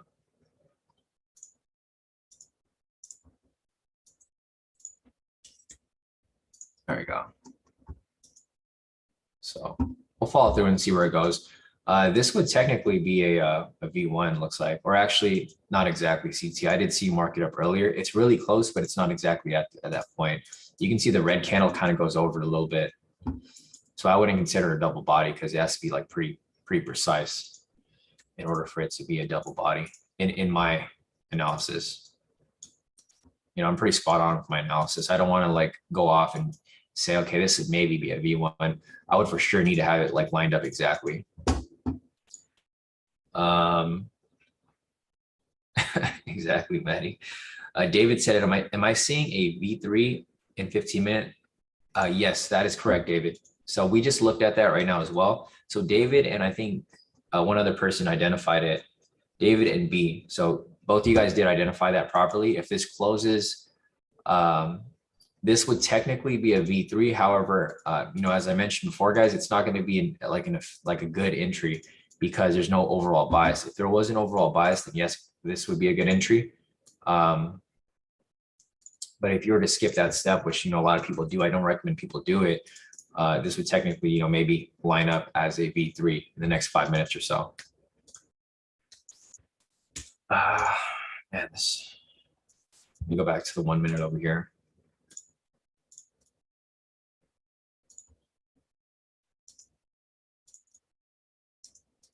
All right, so price is pretty much squeezing. As you guys can see here, it's still ranging within the same area that we drew earlier. And it's starting to squeeze. So when it starts to squeeze like this, it's just preparing for a breakout. It's going to have to break out to the upside or to the downside. My guess is that it's going to break out to the downside. You can see it better here on the clean chart.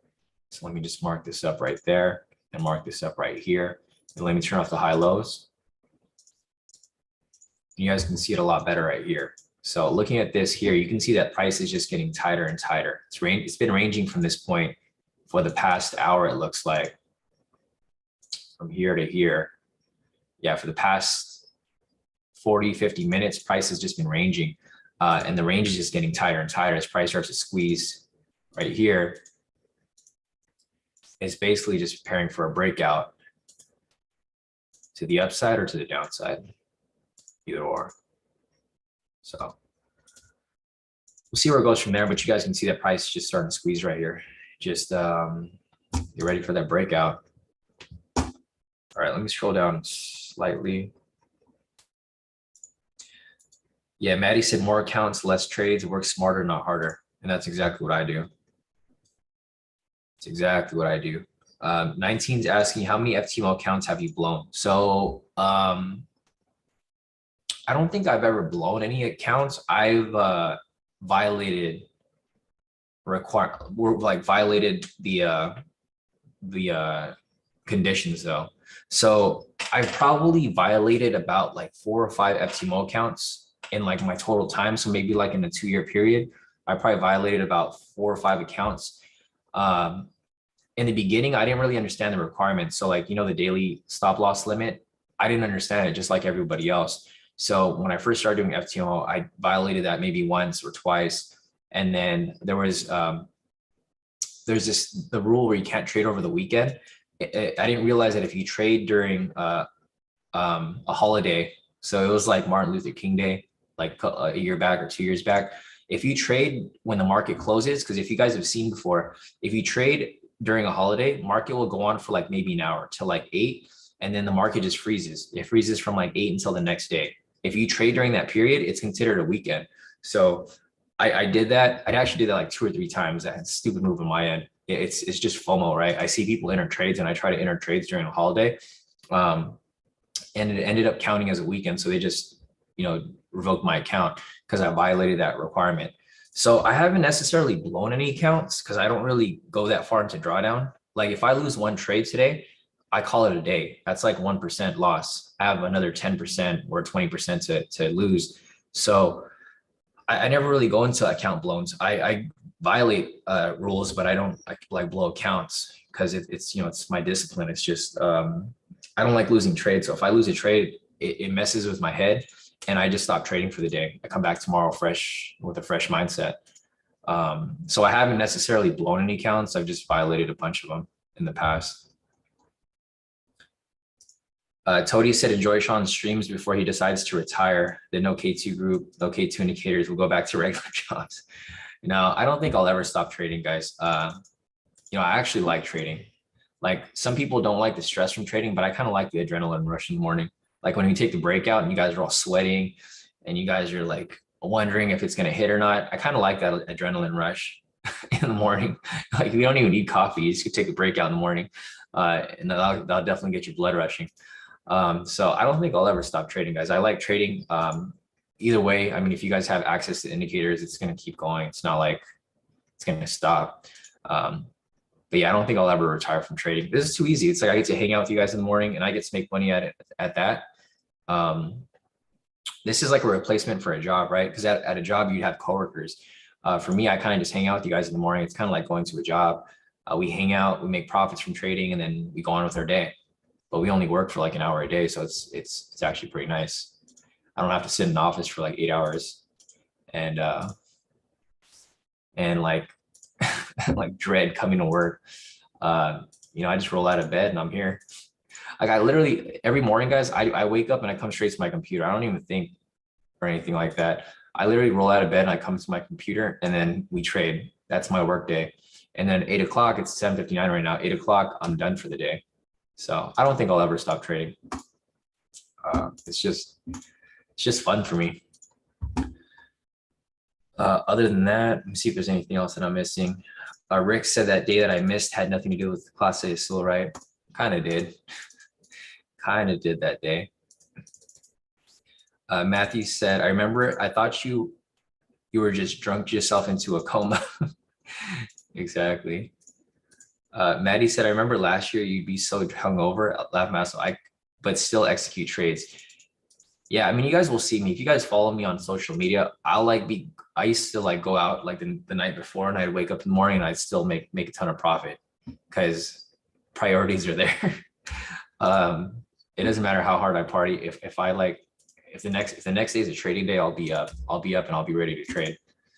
Because this is all like second nature to me. I don't even have to think when I trade. If I see something good, I'll just take it. I'll hit the DOM, and then I don't have to set the TP stop loss. So I'm set. Enter the trade, hit TP, and then go back to sleep. That was a lot of us last summer.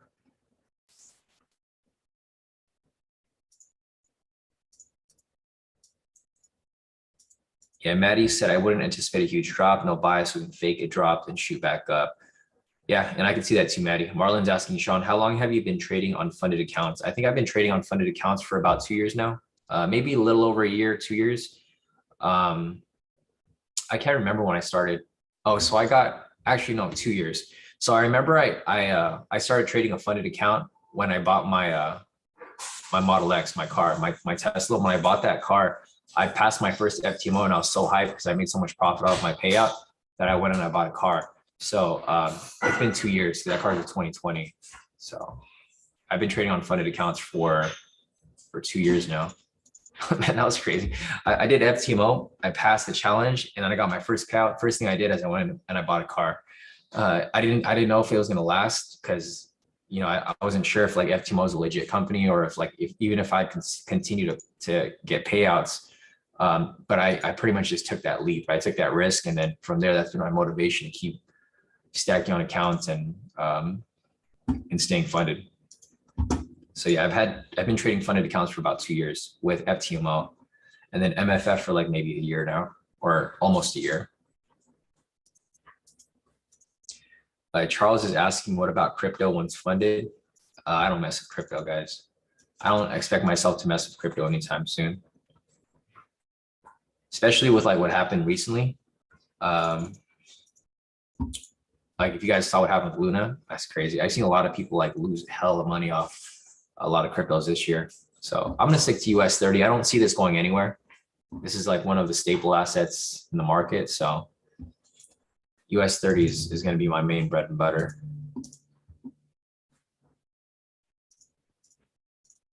Peter said Sean will quit trading if he wins a 500 million Powerball jackpot.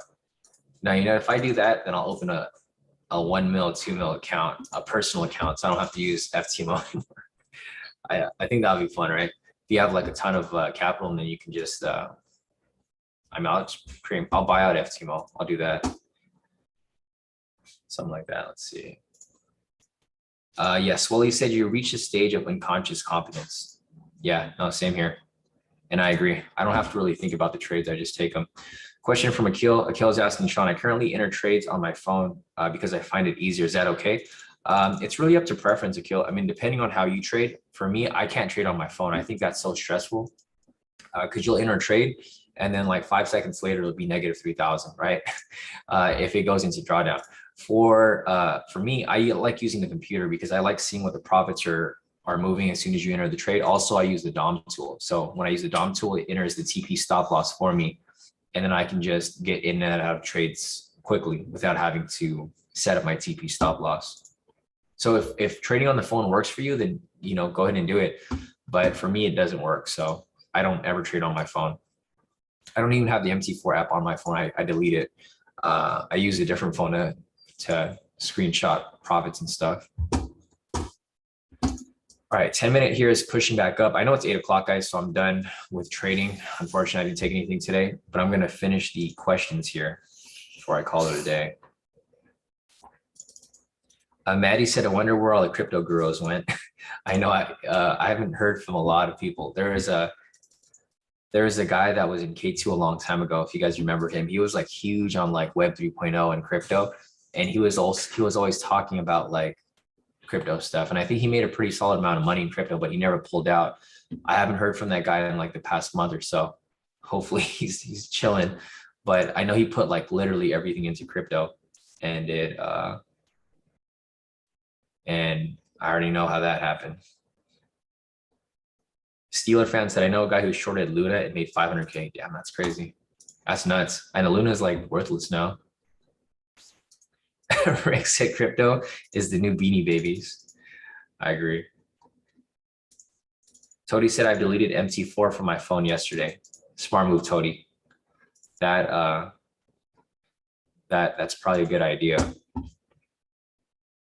Akil said DOM tool. Yeah, if you're not familiar with the DOM tool, Akil, just go to MT, or you can't do it on your phone, so you won't know. But if you go to YouTube, so let me go real quick.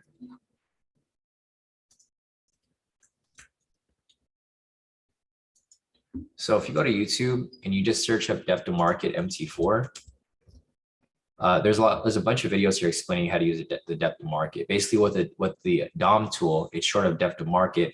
It'll allow you to enter a trade at market, and then it automatically set your TP stop loss so that you don't have to do it yourself.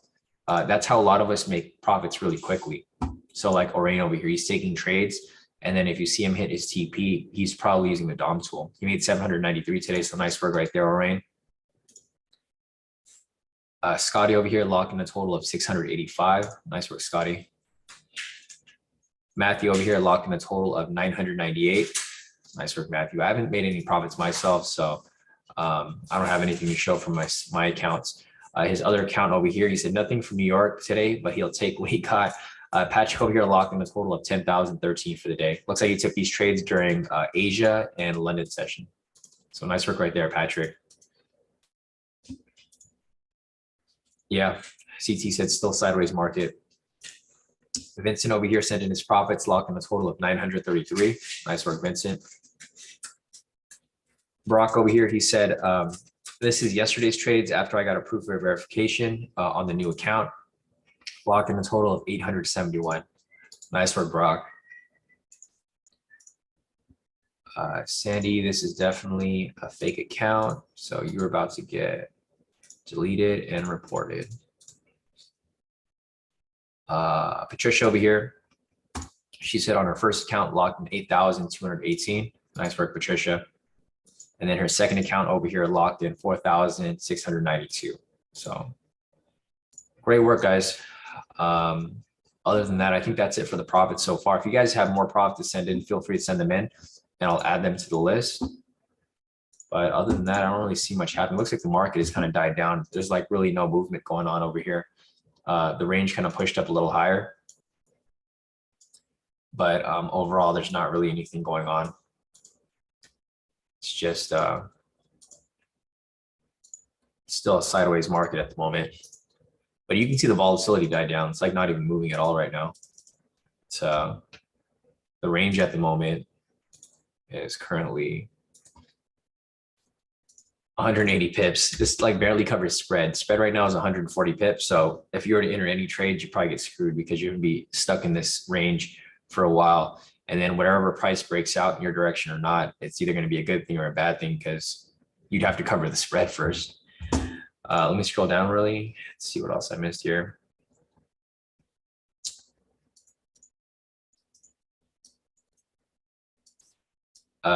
CT said, isn't there a dude where you stay into crypto, drives a Bentley? I mean, we could even look at Luna here. Let's see, Luna beat, I don't remember what it was, Luna dollar, okay. So if you were trading the K2, like you guys could have taken a pivot scalp entry here for Luna, right? If you guys had the K2 indicators, you could have caught this drop here. So we see how price dropped right here. There's actually intraday entry. There's a sell signal right here. Trend meter is red. If you were to take this trade here for a short, you would have caught this entire move. So, I mean, you guys could apply the K2 strategies on like whatever asset you want. If you wanted to trade Luna here, you could have taken literally any of the sell entries here, like the pivot scalps, and you could have made, I mean, that's massive profit right there. So if you guys want to play around with it and you guys have the K2 indicators, you guys can trade anything. Like you don't have to trade US30. You can trade forex, you can trade Luna. I mean, you could trade coffee if you want. Coffee. And if you guys want to trade coffee with the K2 indicators, you guys can do that too. And there's a sell entry here for a pivot scalp. You guys can literally trade whatever you want. Don't feel limited to trade US30. If you guys want to play around on a demo account or something and trade whatever you like, I mean, you guys trade water. Isn't there like a water future too? There is a, I mean, I don't know what you guys want to trade. Soybean. You guys can literally trade whatever you want. Again, right here, there's a pivot scalp entry, red signal, trend meter is red. You could have taken that for a sell. Full TP. There's another one right here for a buy signal, trend meter is green. Basically almost full TP. I mean, the sky's the limit, guys. It doesn't matter like what you guys want to trade. You guys can always play around with the market. I mean, I can literally pull up any asset and show you entries that come up using any of the strategies, and it still works perfectly fine. It's just that I personally trade US30, so you guys don't see this like other assets being traded, but you guys can trade with whatever you guys, I mean, really whatever you guys want. Stocks, futures, Bitcoin, crypto, indices, whatever, really. It's up to you.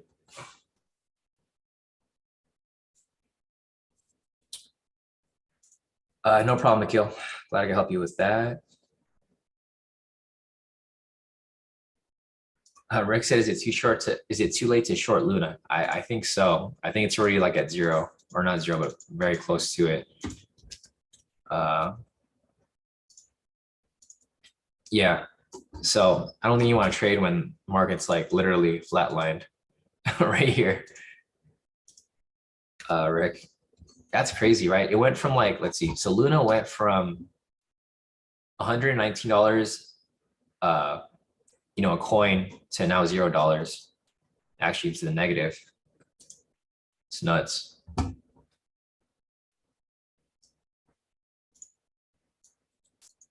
Nice. Yeah, CT said my uncle farms 2,000 acres of soybeans. They get government subsidies on for them on down years and trade against crops in the future markets. Nice, nice, solid. Rick said, I know, I was messing with you too, but that's crazy. It's literally at zero. Peter said, I think I saw on Facebook that there's a Luna V2 coming out. Yeah, I wouldn't mess with it. I don't mess with cryptos at all. I only mess with US30. That's all I really trade. So, all right, guys, we're way past 8 o'clock. It's 8:12 right now. So I think it was fun talking to you guys. I kind of made up for the slow day that I couldn't take any trades because due to the bias. But looking over here at the retail sentiment, let's go ahead and just check it real quick before I log off. Retail sentiment is now flat. It's flat 50%, basically. Fundamentals are currently still bullish. The heat map over here is also very green. So what I expect to happen here, guys, and let me just kind of draw it over here. So I still have this area of liquidity here marked up, right? This area might get hit. If the area does get hit, I do expect it to come back down. So it might not come that far down, but if it does come down to this point, it'll probably just range once it gets there. However, if price comes down to here and hits this liquidity, then I expect it to drop even further. So I think this will probably continue to prop up and maybe just range for a bit. But I think it might come back down tomorrow, maybe. We'll see. I mean, there's no guarantee it'll happen. We don't have no bias, so we can't really determine what direction price is going to go. We want these numbers here to increase, but what I'd recommend is to just stay disciplined and sit out of the market when there's no bias. Once there's a bias, then you can start looking for trades in that direction. But currently right now, there's definitely no bias. So I think that's it for the day, guys. If you guys have any other questions, feel free to reach out. Otherwise, we'll be back here tomorrow morning to wrap up the trading week for the same live session again on open for the New York Stock Exchange. But other than that, I think we'll be calling it a day. So if you guys don't have to trade, I just sit out the market and just come back tomorrow. Hopefully we'll have a bias by then. But if not, we'll just swing back next week. And I think by next week, the bias should start to shift again. So Other than that, guys, I will see you guys tomorrow morning. Have a great rest of your day, and we'll pick back up at 6:30